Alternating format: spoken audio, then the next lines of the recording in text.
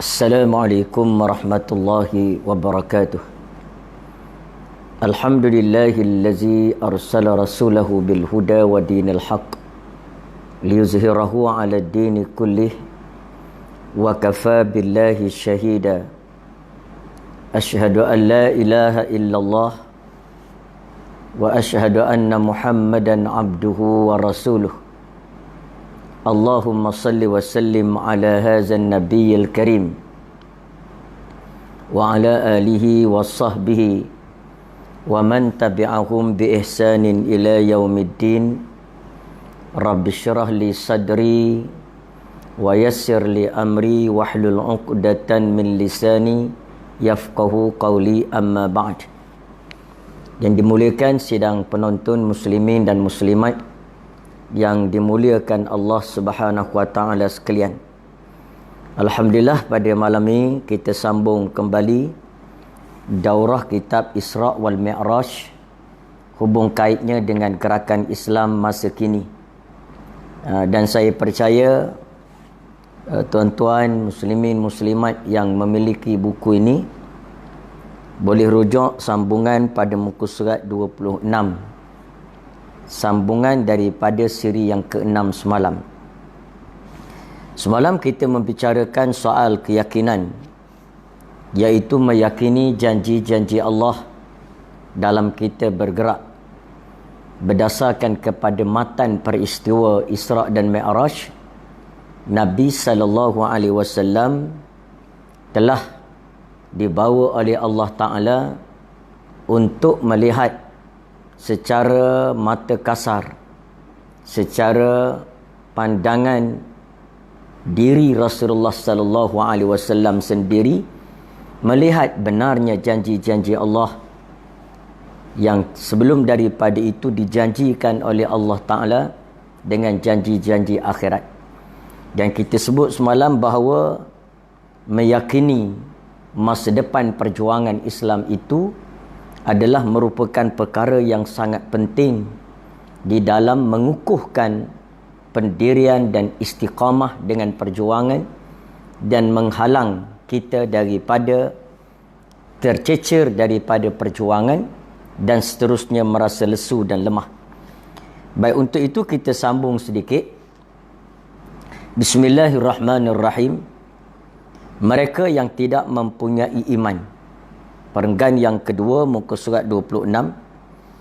Mereka yang tidak mempunyai iman sebenarnya adalah jasad-jasad kosong yang telah mati. Karena itu perjuangan Islam ini tidak boleh diharap kepada orang yang mati, yang ruh dia sudah pun luntur, jiwa dia jiwa yang lemah, dia tidak mempunyai semangat, dia tidak ada keyakinan, dia tidak ada suatu kekukuhan di dalam meneruskan perjuangan. Kenapa? Kerana dia tidak ada iman. Kerana itu sejarah membuktikan kesungguhan para sahabat Rasulullah sallallahu alaihi wasallam dalam meneruskan perjuangan ialah kerana pertama, perjuangan itu benar, Islam itu benar diyakini oleh mereka. Yang kedua, mereka penuh yakin dengan apa yang telah dijanjikan oleh Allah, iaitu kemenangan untuk orang-orang yang saleh. Mereka tidak mempunyai cita-cita perjuangan, kesungguhan, kecekalan dan segala syarat yang diperlukan untuk memikul satu tugas yang maha berat. Mana orang yang tidak ada iman, yang tidak kukuh keimanannya, tidak layak untuk memikul bebanan perjuangan yang besar. Kerana perjuangan ini penuh dengan rintangan-rintangan, penuh dengan cabaran. Sebagaimana yang kita sebutkan baru ini berdasarkan kepada hadis Nabi sallallahu alaihi wasallam bahawa mereka sekurang-kurangnya dirintangi oleh 5 perkara.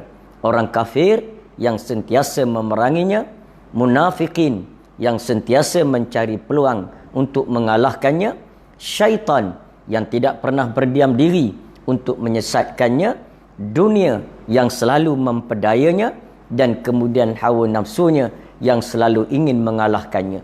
Jadi semua ini adalah rintangan yang bukan sebarangan manusia yang mampu menghadapinya.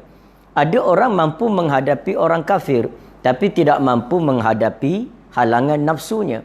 Ada orang yang mampu mengekang nafsunya, tapi tidak mampu menghadapi godaan dunianya. Jadi semua itu perlu dihadapi. Dan bukan sebarangan manusia yang mampu memikul tugasan dakwah yang begitu besar. Sebab itu dakwah ini diserahkan kepada para rasul-rasul dan nabi-nabi. Dan kemudian orang yang mirip yang mirip kepribadian nabi-nabi dan rasul-rasul. Itu kenapa? Kerana perjuangan ini penuh dengan rintangan. Hal ini dapat kita ditegaskan.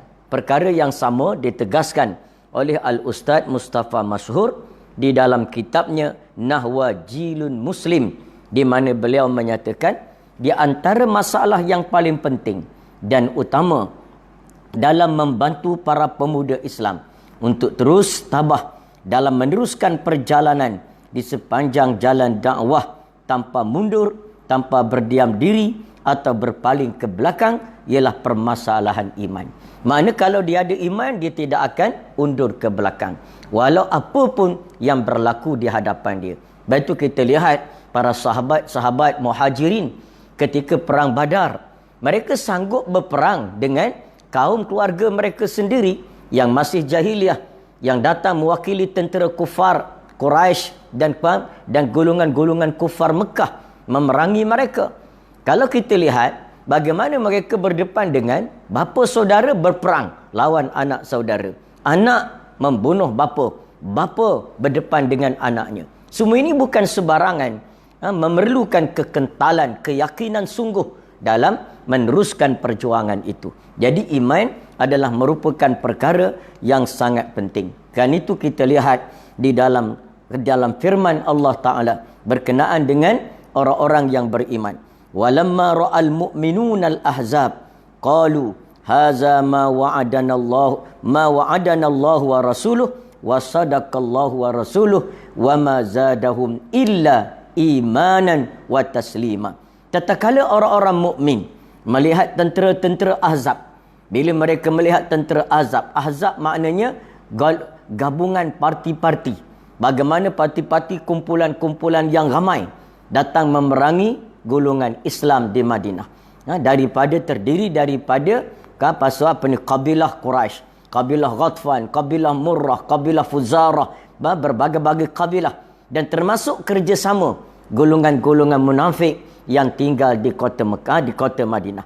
Bila orang-orang Islam, bila orang-orang yang beriman melihat tentera Ahzab yang begitu ramai, lalu mereka berkata, inilah yang dijanjikan oleh Allah dan Rasulnya kepada kami. Haza ma wa'adana Allah wa rasuluh.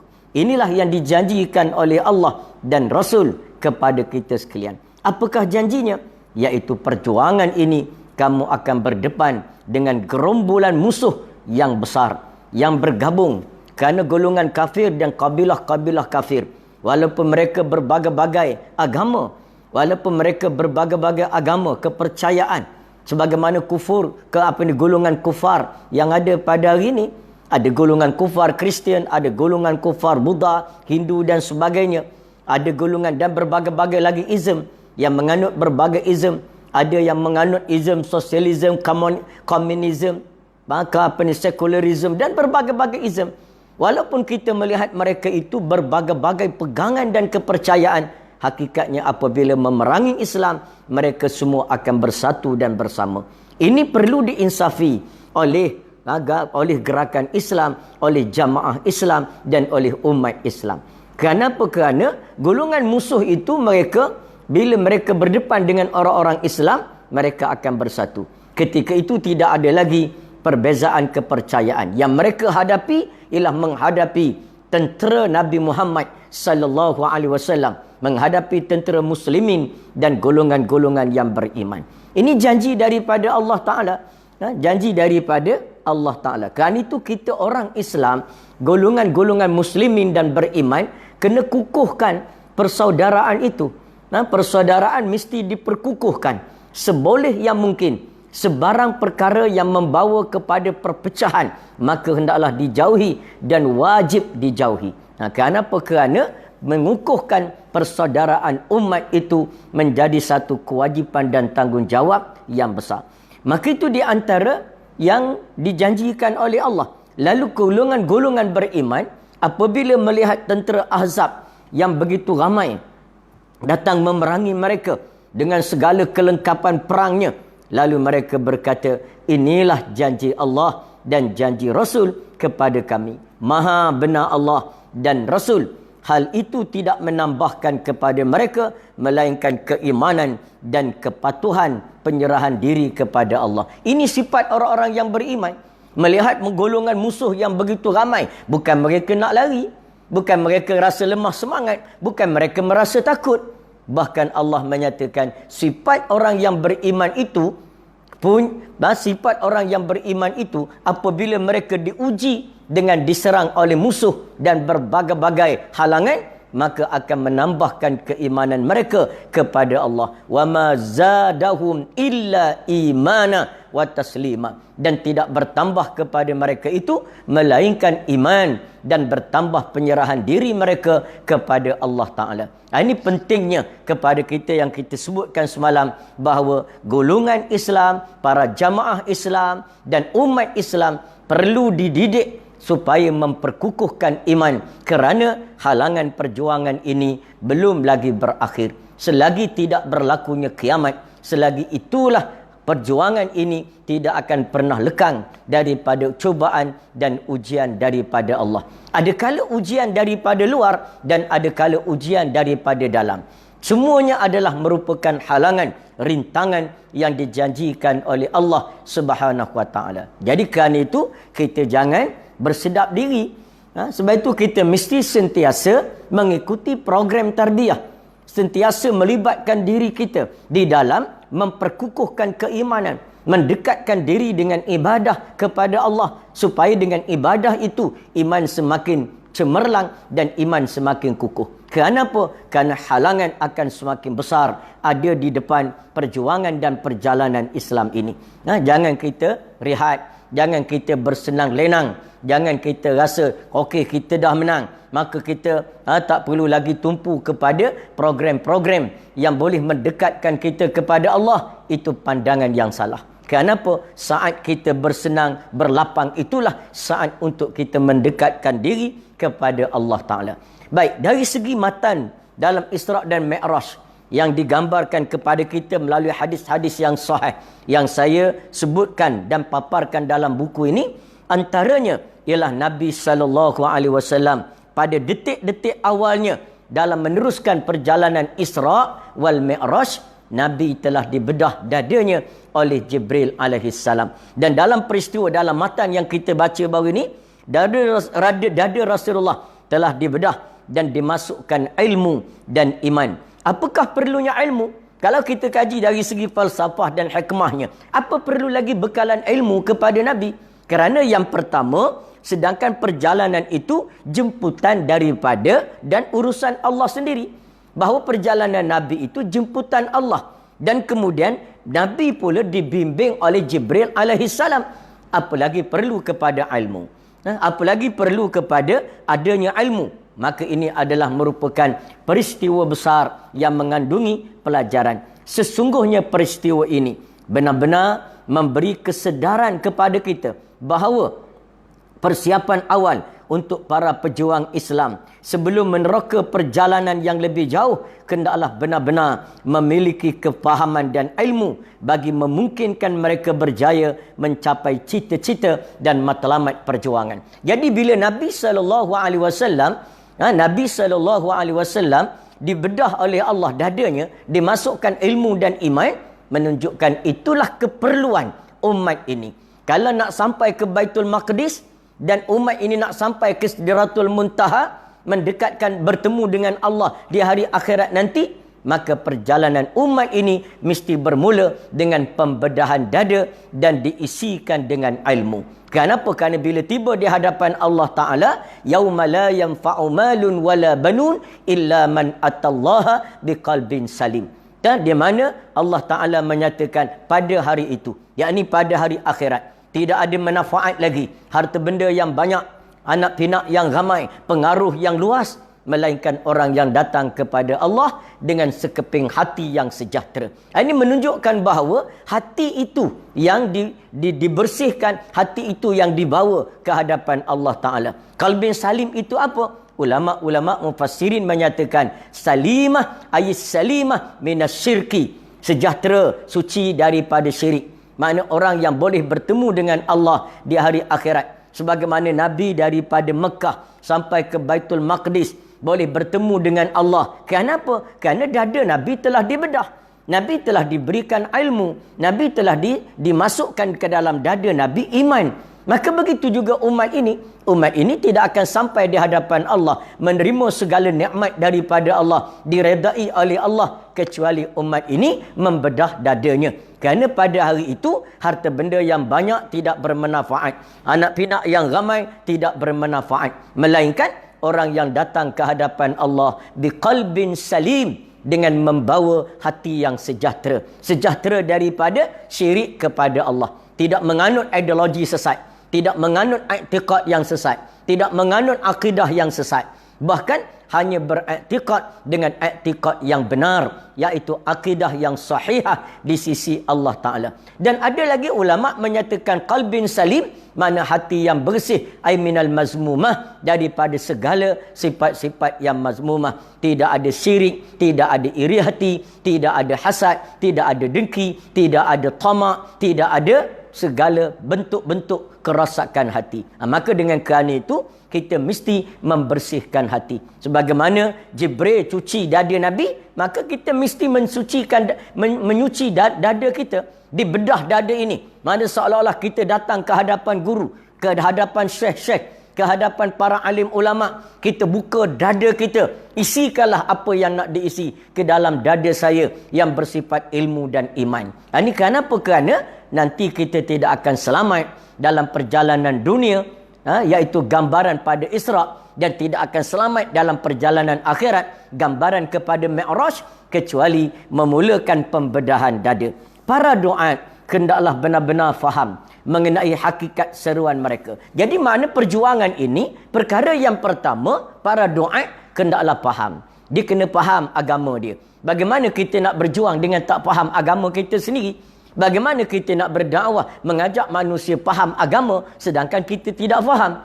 Kan itulah Imam Hasan Al-Banna di dalam merangka rukun bai'ah, dalam merangka rukun bai'ah bagi mengukuhkan jamaah ini, perkara yang pertama yang beliau tekankan dalam 10 rukun bai'ah, antara yang pertama ialah al-fahmu, mesti faham.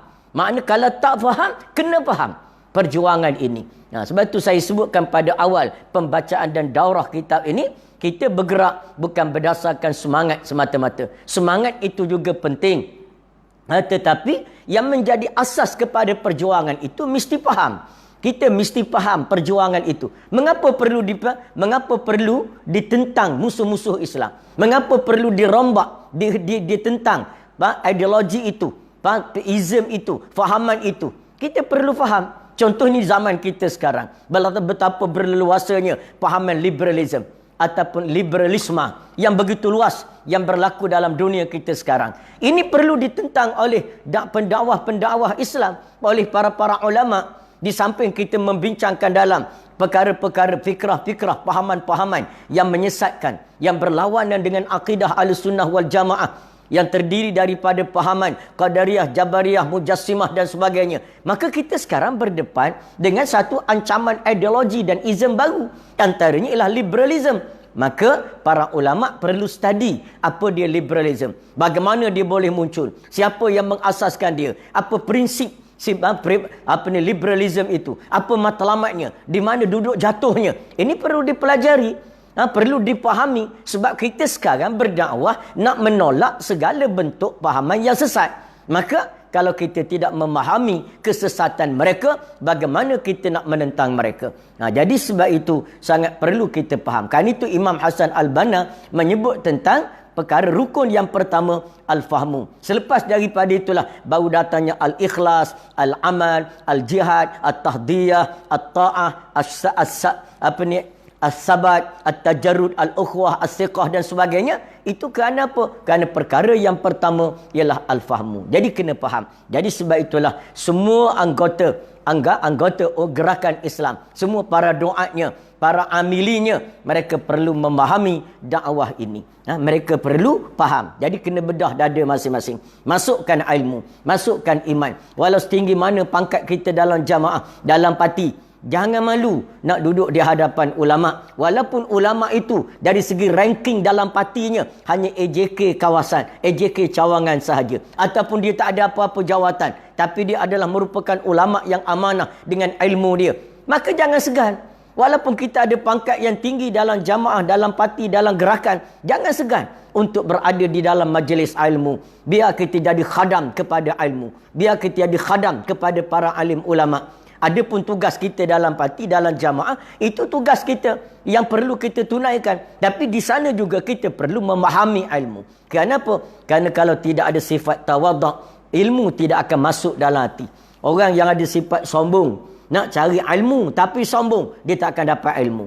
Orang yang kalaupun dia dapat ilmu, dia boleh faham, dia akan jadi ulama sombong, maka itu tidak memberi manfaat kepada dia. Jadi kerana itu perlu kepada kita tawaduk. Tawaduk, pergi bawa kita bertemu dengan para alim ulama. Bagaimana khalifah di zaman Imam Malik, Imam Malik bin Anas rahimahullahu ta'ala sanggup datang ke Masjid Nabawi belajar dengan Imam Malik.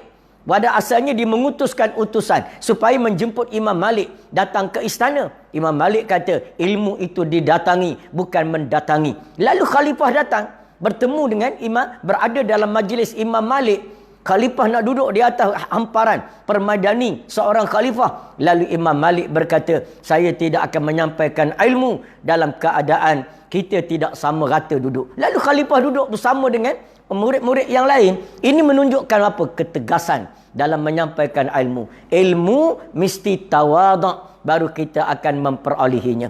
Kerana ilmu ni dia ibarat air hujan. Air hujan tak akan bertakung di tempat tanah yang tinggi. Tanah yang bonggol, dia tak akan bertakung. Dia akan bertakung di tanah yang di tanah yang lembah. Yang ada takungan, yang lembah, maka dia akan bertakung. Semakin dalam takungan itu, maka semakin banyak air yang akan bertakung dan mengalir ke situ. Begitulah ilmu. Maka tawaduklah. Walau kita jawatan apa sekalipun, kita mungkin dah cerdik, kita dah alim, kita dah faham ilmu astronomi. Itu ilmu astronomi. Walaupun kita sudah alim, kita pakar ilmu astronomi, bukan setakat boleh bilang bintang dan planet satu persatu, siap dengan tahu ukuran Jupiter berapa, ukuran Marikh berapa, jarak Jupiter dengan Marikh berapa, Marikh dengan Zuhal berapa. Memang alim kita. Tapi itu alim dalam bidang itu. Tapi soalan di hari akhirat, di alam barzah, tidak ditanya berapa jarak Marikh dengan Zuhal. Yang ditanya oleh Allah, yang ditanya oleh malaikat, man rabbuk, siapa Tuhan kamu? Madinuka, apa agama kamu? Jadi kalau kita alim pun dalam bidang lain, tapi kita masih jahil dalam bidang agama, maka jangan sombong. Datangilah para ulama, dampingilah mereka. Sebagaimana pesanan Luqmanul Hakim kepada anaknya, ya bunayya jalisil ulama wastami'il kalamil hukama. Wahai anakku, engkau duduklah dekat dengan para alim ulama. Biar belaga lutut dengan para ulama. Datangi mereka dan kamu dengarlah kalam-kalam para hukama. Ini di antara pesanan seorang ayah kepada anaknya. Begitulah pesanan pada kita semua. Jangan sombong, kita tak akan dapat ilmu. Jadi dampingi para alim ulama. Biarlah kita nampak jadi khadam pun, tapi khadam kepada alim ulama. Kita jadi khadam kepada ilmu, bukan khadam kepada diri dia, tapi khadam kepada kemuliaannya. Ini di antara perkara-perkara yang sangat penting kita ketahui. Jadi kata para duat hendaklah benar-benar faham al-fahmu mengenai hakikat seruan mereka. Kerana duat, pendakwah ini adalah ejen perubah. Di mana pendakwah adalah ejen perubah. Dia nak merubah suasana masyarakat. Sebagaimana yang dilakukan oleh Rasulullah sallallahu alaihi wasallam. Di mana ejen perubah. Setiap perubahan yang hendak dibuat mestilah sekurang-kurangnya melengkapi 3 rukun yang utama. Jadi bila kita sebagai ejen perubah, maka kita ini mesti ada melengkapkan 3 rukun yang pertama. Yang pertama, mesti ada perubah. Orang yang nak melakukan perubahan itu. Yang kedua, sasaran perubahan. Perubahan yang bagaimana yang dia mahu. sistem apa yang dia mahu. Dan yang ketiga ialah alat untuk membentuk perubahan. Maknanya dia mesti ada alat untuk membentuk perubahan. Jadi ini memerlukan kepada kita faham hal tujuannya, kaedahnya, dan kita mesti memahami sistem yang diguna pakai di dalam gerakan Islam ini. Sesungguhnya, muka surat 28. Sesungguhnya detik-detik awal perjalanan yang penuh berkah ini telah menjadi mata pelajaran yang cukup penting kepada gerakan-gerakan Islam terdahulu maupun gerakan Islam dewasa ini. Di mana kalau kita kaji Isra' dan Mi'raj, detik-detik awal perjalanan, iaitu detik awal mana Nabi dibaringkan oleh Jibril, lalu dibedah dadanya, lalu dimasukkan iman dan dimasukkan ilmu. Sebelum pada itu disuci, dibersihkan dada Nabi, hati Nabi dibasuh dengan air Zam-Zam. Sedikit daripada peristiwa itu menjadi satu pelajaran penting. Sudah merupakan satu poin subjek yang penting kepada gerakan-gerakan Islam. Kepada mereka yang menggali sumber gerakan daripada siratan hidup Rasulullah sallallahu alaihi wasallam akan menemui khazanah-khazanah rahsia yang tidak dapat dan mustahil ditemui daripada sumber-sumber lain. Sebab itulah kita dalam gerakan Islam ini, kita nak rujuk di mana gerakan kita, persiapannya, kelengkapannya. Maka rujukan kita ialah kepada Al-Quran. Rujukan kita ialah kepada sirah Nabi dan segala sirah perjuangan para Nabi-Nabi dan Rasul-Rasul alaihissalatu wassalam. Kita tak perlu meraba-raba mencari formula. Macam mana kita nak menang? Macam mana dakwah nak berjaya? Macam mana orang nak terima dakwah Islam? Nak dibentuk bagaimana? Kita tak perlu membuang banyak masa. Cukup dengan kita kembali kepada Al-Quran dan sirah Nabi sallallahu alaihi wasallam. Itulah yang saya sebutkan semalam, bahawa apabila kita berjuang mengambil formula Islam, mengambil formula syariat, menjaga dan bertegas dalam batasan-batasan halal dan haram, itulah merupakan formula yang paling cepat mencapai kemenangan.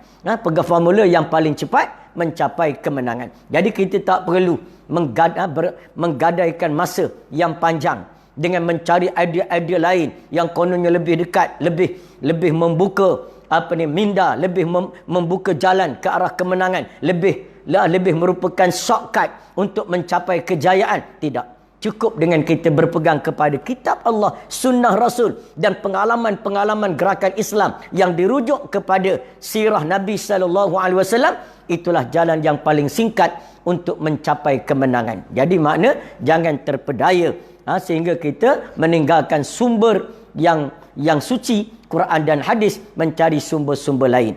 Jadi itu dia antara detik-detik awal perjalanan inilah, iaitu perjalanan Isra' dan Mi'raj ini telah dipelajari oleh Salahuddin Al-Ayyubi sehingga menjadi satu formula untuk membebaskan Masjidil Al-Aqsa daripada cengkaman dan penguasaan tentera Salibiyah Kristian. Makna ketika Salahuddin Al-Ayyubi mencari idea bagaimana untuk membebaskan Masjidil Al-Aqsa, lalu beliau mengkaji Isra' dan Mi'raj. Macam mana Nabi boleh sampai ke Masjidil Al-Aqsa? Daripada Masjidil Haram kepada Masjidil Al-Aqsa. Dikaji setakat itu dulu. Mi'raj itu kajian yang kedua. Tapi kajian yang pertamanya, daripada Mekah, daripada Masjidil Haram ilal Masjidil Aqsa. Macam mana Nabi boleh sampai Masjidil Aqsa? Lalu beliau mengkaji. Rupanya permulaan Nabi bergantung, bertawakal kepada Allah. Yang kedua, Nabi mendapat panduan daripada Jibril, makna panduan langsung daripada Allah. Yang ketiga, dibedah dada Nabi, dimasukkan ilmu, dimasukkan iman, disucikan jiwa. Kalau begitu, tentera-tentera Islam yang akan mampu membebaskan Masjid Al-Aqsa ialah barisan tentera yang bukan gagah tubuh badan, tapi mempunyai iman, mempunyai hati yang suci, bersih daripada segala perkara-perkara yang mungkar dan maksiat, bebas daripada segala sifat-sifat yang mazmumah, yang benar-benar hati ikhlas untuk menyerahkan diri pada Allah. Lalu menyebabkan tentera-tentera Islam pimpinan Salahuddin Al-Ayyubi berjaya mengalahkan Yahudi, Nasrani, golongan-golongan kufar, tentera-tentera musuh dan tentera-tentera kafir, kerana belajar daripada Isra' dan Mi'raj. Jadi maknanya itu menunjukkan besarnya Isra' dan Mi'raj ini sebagai satu paparan, bukan sekadar sejarah, tetapi sebagai satu penceritaan, tapi sebagai satu formula dalam kehidupan kita. Sebab itulah saya bawakan buku kajian Isra' dan Mi'raj ini, hubung kaitnya dengan gerakan Islam, supaya kita tak teraba-raba mencari formula bagaimana untuk memunculkan jamaah dan gerakan Islam ini sebagai jamaah dan gerakan yang berjaya. Di mana itulah dia kisah dia. Dada Rasulullah sallallahu alaihi wasallam telah dipenuhi dengan ilmu sebelum meneruskan perjalanan di muka bumi dan penerokaan ke alam samawiyah, iaitu langit, sehingga bertemu ke hadrat ilahi. Peristiwa ini sewajibnya menjadi pelajaran penting kepada seluruh gerakan Islam, bahawa setiap usaha yang mereka lakukan hendaklah bertolak daripada titik kepahaman yang jitu dan jelas. Perjuangan dan seruan dakwah Islamiah yang tidak bertitik tolak kepada kepahaman akan melahirkan simpang siur yang membengongkan. Ini maknanya kena kita ada kepahaman. Biar start daripada atas sampai bawah mereka faham. Kalau tidak diselarikan kepahaman, maka akan berlaku simpang siur, berlaku ikhtilaf, berlaku pertelagahan. Lalu bagaimana kita nak satukan fikrah? Bagaimana nak supaya tak berlaku pecahan-pecahan fikrah? Yang tu nak walak, yang ni tak nak walak, yang tu setuju, yang ni tak setuju dalam gerakan Islam. Pendekatan yang pimpinan dan jamaah ambil. Contohnya kita lihat, misalnya pendekatan apa yang diambil oleh jamaah. Contohnya kita bersetuju untuk membentuk satu muafakat nasional. Contohnya. Lalu bila pimpinan bersetuju mengambil pendekatan itu, jamaah bersetuju mengambil pendekatan itu, lalu maka kalau sekiranya ahli itu faham, maka mereka akan dapat bersama dengan pimpinan dan jamaah. Dan tidak berlaku simpang siur. Kenapa? Untuk supaya tidak berlakunya simpang siur di dalam kepahaman dan fikrah, maka sumbernya mesti daripada sumber yang sama, iaitu daripada Quran dan daripada hadis. Maknanya pimpinan merujuk Quran dan hadis, sirah Nabi. Ahli pimpinan pertengahan, peringkat negeri, rujuk kepada Quran dan sirah Rasulullah. Ahli bawah faham Quran, faham sirah Rasulullah, maka selesai masalah. Mudah. Tapi kalau pimpinan atas rujuk pada Quran dan sirah, pimpinan orang bawahan rujuk pada Facebook, yang ni rujuk pada WhatsApp, yang tu lebih percaya kepada musuh, yang lebih percaya pada orang kafir, tapi duduk dalam jamaah Islam, maka jamaah akan berantakan. Jadi sebab itu kena selaraskan daripada mana sumber kepahaman kita itu. Jangan banyak simpang siur. Maka sumbernya satu, iaitu daripada Al-Quran dan sunnah Nabi serta siratun Nabi sallallahu alaihi wasallam. Jadi itu dia antara perkara yang perlu kita selaraskan dalam gerakan Islam. Seringkali kita melihat mereka yang bekerja untuk Islam, tetapi seruan-seruan mereka selalu berbaur dengan fikrah-fikrah yang tidak Islami. Seringkali kita bertemu orang yang berada dalam jamaah dan perjuangan Islam, berada dalam dakwah Islam, tapi mereka meluahkan fikrah yang bukan daripada fikrah Islam. Kenapa? Kerana mereka mengambil daripada sumber-sumber lain. Mereka mengambil daripada sumber kafir, daripada sumber golongan sekular, daripada golongan sekularis, ambil daripada sumber golongan-golongan liberalis, ambil daripada sumber-sumber yang sesat. Maka sebab itu mereka saling berantakan.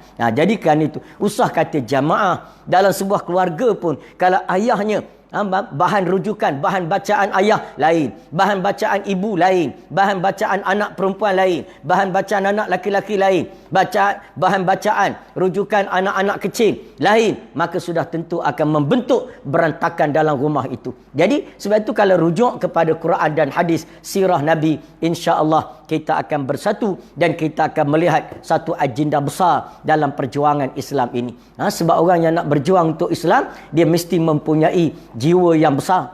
Sebab kita bukan soal kecil-kecilan. Soal dalam perjuangan Islam ini, dakwahnya ialah persoalan untuk menguasai negara dan kemudian menundukkan negara di bawah sistem Allah. Makna satu agenda yang besar. Bukan agenda nak rampas, nak rebut jawatan PIBG. Ini ialah agenda besar, iaitu agenda nak suruh negara tunduk kepada sistem Allah. Maka sudah tentu kita memerlukan jiwa yang besar. Orang yang manja dalam perjuangan tak boleh berada dalam jamaah Islam, tak boleh jadi pendakwah yang baik. Duduk dalam jamaah boleh, tapi tak boleh jadi pendakwah yang cekal. Kenapa? Kerana pendakwah itu berdepan dengan cabaran yang besar, maka dia mesti mempunyai jiwa yang besar. Seringkali juga kita melihat mereka yang bekerja menyuruh manusia ramai kepada Islam sebagai sistem hidup, tetapi kerap kali kita melihat mereka terkapai-kapai untuk mentafsirkan apakah sifat-sifat dan corak perubahan yang mereka perkenalkan itu. Hal yang demikian berlaku kerana mereka melaksanakan kerja Islam yang tidak berpengkalan kepada kepahaman Islam yang sebenar. Mereka lebih gairah mempelajari sistem pengurusan, pentadbiran, strategi gerak kerja dan sebagainya yang disalin daripada sistem Eropah. Tetapi mereka langsung kosong daripada memahami sistem pengurusan pentadbiran dan strategi dakwah yang tersirat daripada Al-Quran. Bahkan mereka langsung tidak mengerti mengenai pengarahan Al-Quran. Kita mengenai pengarahan Al-Quran. Ini maknanya kenapa berlaku begitu. Kadang-kadang ada pimpinan gerakan Islam duduk dalam jamaah Islam, tapi dia sendiri tidak mengambil sistem daripada Al-Quran. Dia sendiri tak tahu nak bawa ke mana jamaah dia. Lalu sehingga mereka meniru dan menyalin, copy and paste daripada fikrah-fikrah dan aliran-aliran lain daripada Islam. Jadi kerana itu kita hendaklah kembali kepada Al-Quran dan sirah Nabi. Ini bukan bermakna kita tidak bermaksud bahawa Eropah dan sistem itu seluruhnya tidak baik. Bukan begitu. Kerana kita juga beramal dengan sabda Nabi SAW, khuzul hikmata min ayyi wi'a'i kharajat. Maksudnya, apabila ambillah hikmah itu walau dari bekas mana pun ia keluar. Setiap kebaikan, walaupun daripada orang kafir, Islam ajar kita boleh ambil. Tetapi maksud yang kita katakan tadi, dalam keadaan kita ada sistem Allah, kita ada sistem Nabi, kita ada sistem Al-Quran, tapi kita meninggalkan formula Allah dan formula Al-Quran, formula hadis, dan mengambil formula-formula lain yang jauh daripada Islam. Itu yang jadi berantakan. Sehingga akhirnya kita membentuk satu perjuangan. Sebab tu ada setengah tu berjuang. Antaranya apa? Berjuang nak negara, nak kepada negara Islam. Tapi apa? Ad-daulah biduni syariah. Negara Islam tapi tanpa syariat. Sekadar nak maqasidnya saja.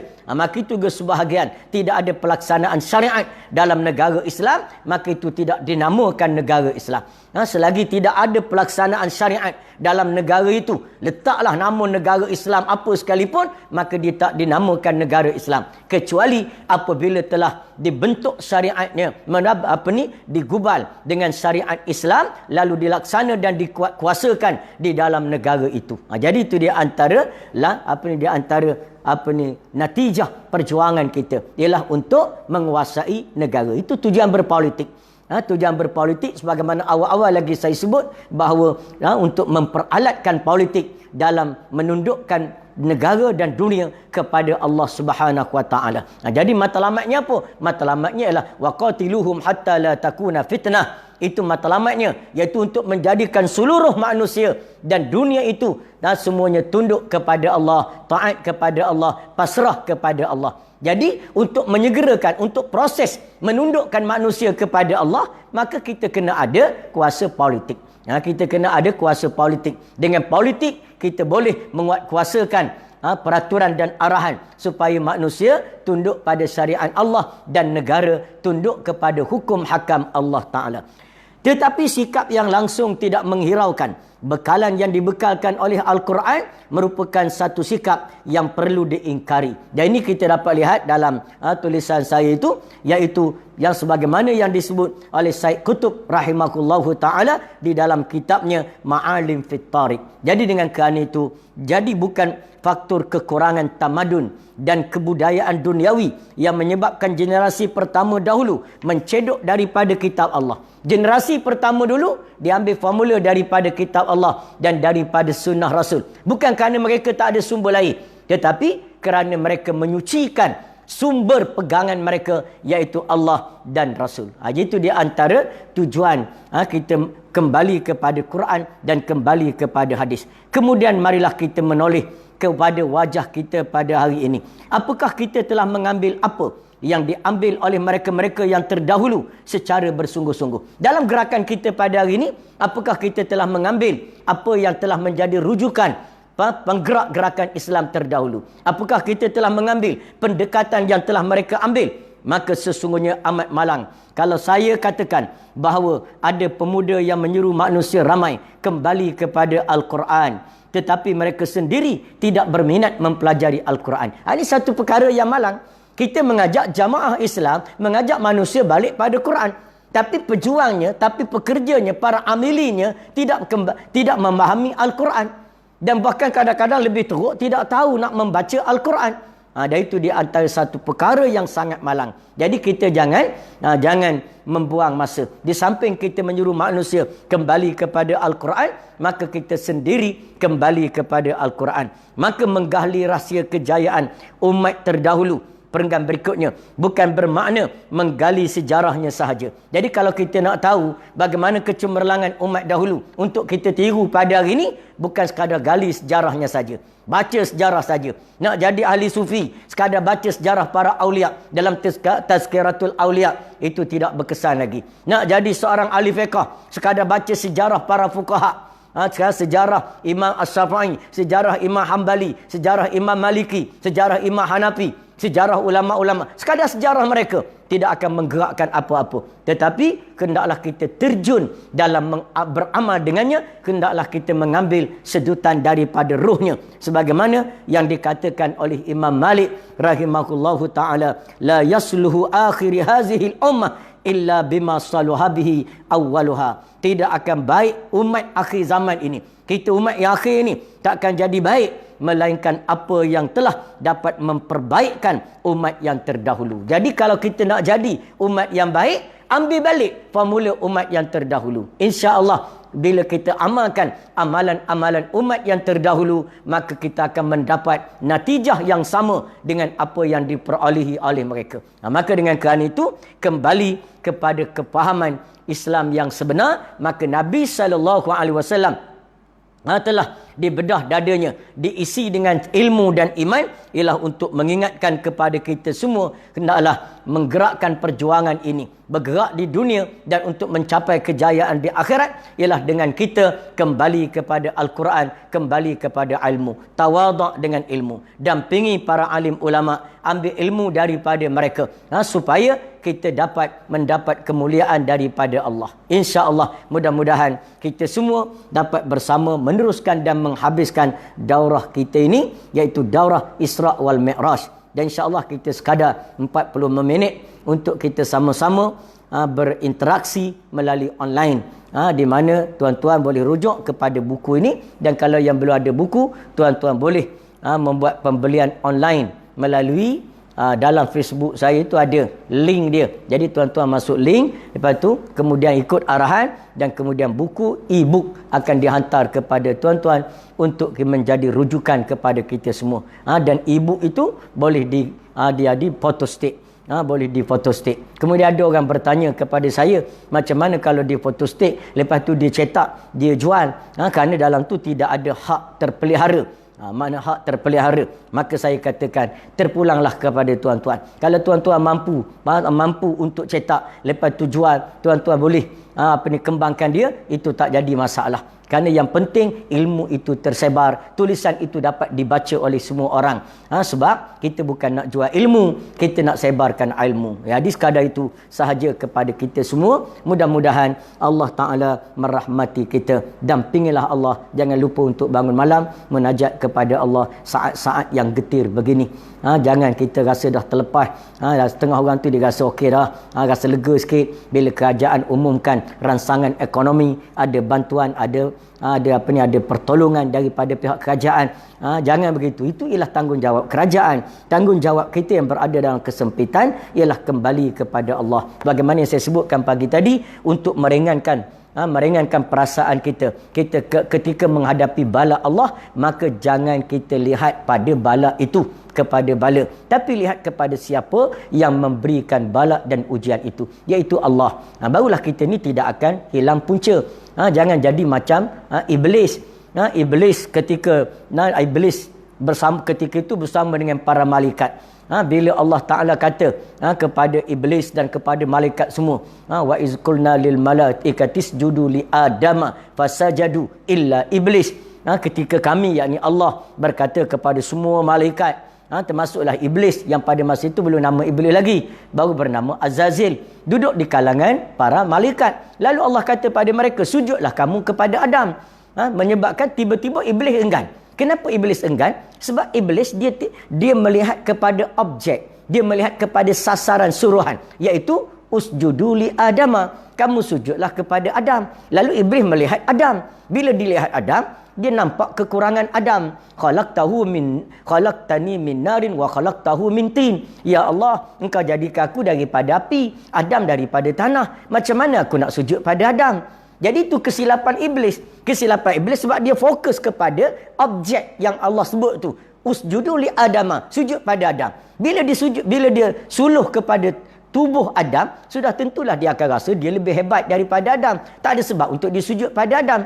Adapun para malaikat dia tak lihat kepada Adam, dilihat kepada siapa yang menyuruh. Usjudu tu mana fa'il dia, iaitu Allah. Yang menyuruh mereka sujud itu ialah Allah. Lalu bila melihat Allah yang suruh, maka usah kata Adam, apa saja yang kalau Allah suruh sujud, maka mereka akan sujud. Begitulah kita. Maka bila Allah Ta'ala turunkan bala, jangan lihat bala itu. Nanti kita akan merungut, kita akan derita, kita rasa bosan. Itu pun ramai yang luah dalam Facebook yang kata bosanlah duduk saja sebagainya. Ini kita belajarlah. Mari belajar bahawa segala apa yang berlaku ini daripada Allah. Allah bukan nak suruh kita bosan. Allah Ta'ala nak kita ada masa. Kan kita sebelum pada ni ibarat lidi basikal. Tahu tayar basikal? Lidi dia. Apa ni tayar basikal? Sebelum pada tayar ataupun tayar motor, dia ada lidi. Selama ni kita tak tahu ada tak lidi patah. Ada tak lidi bengkok? Sebab dia berpusing terlalu laju. Itulah kehidupan kita. Rodanya terlalu laju berpusing. Bangun pagi pergi kerja, pergi pejabat, lepas tu urusan di pejabat, ada mesyuarat balik malam, lepas tu balik petang, lepas tu sibuk lagi nak pergi malam, ada meeting lagi, jumpa klien, lepas tu tidur esok bangun pagi. Jadi hidup kita ni terlalu ligat, berpusing. Sampai kita tak tahu di mana patahnya, di mana bengkoknya, di mana tercabutnya lidi dalam hidup kita ni. Maka Allah Ta'ala break kita sekarang. Allah Ta'ala break. Maka hidup kita terhenti. Bila terhenti adalah peluang kita bermuhasabah. Peluang kita membetulkan diri. Supaya selepas daripada KPK ni, iaitu kekangan pergerakan PKP ni, kekangan kawalan pergerakan ini, maka kita akan jadi hamba yang lebih baik. Kerana seorang hamba itu walau didatangi oleh nikmat atau didatangi oleh musibah, maka dia akan lebih baik daripada sebelumnya. Itulah kebaikan seorang mukmin. Terima kasih banyak di atas kehadiran tuan-tuan semua menonton siaran online ini. Sebagai mengisi masa kita yang ada. Jadi mudah-mudahan Allah Ta'ala jadikan sepanjang kita bersama 49 minit ini menjadi catatan amal soleh kita di sisi Allah Subhanahu Wa Ta'ala. InsyaAllah esok kita sambung kuliah duha, khusus berkenaan dengan hadis-hadis berkenaan dengan akhir zaman, sambungan daripada hadis pagi tadi, pukul hadis yang ke-7 hingga hadis yang ke-15 pada pukul 9.30 pagi esok. Dan insya-Allah daurah kitab Isra' wal Mi'raj ini kita akan sambung lagi pada malam esok, iaitu pada pukul 9. Asalnya kita ada pukul 8, tapi ada teguran pandangan pada sahabat, kalau pukul 8 kita akan langgar waktu isyak. Isyak masuk kita masih lagi bersiaran, maka alangkah baik lepas isyak. Jadi insya-Allah saya terima pandangan itu baik untuk kita bersama. Mudah-mudahan Allah meredai kita. Wallahu alam, aqul qali hadza wa astaghfirullahal azim li wa lakum. Wassalamu alaikum warahmatullahi wabarakatuh.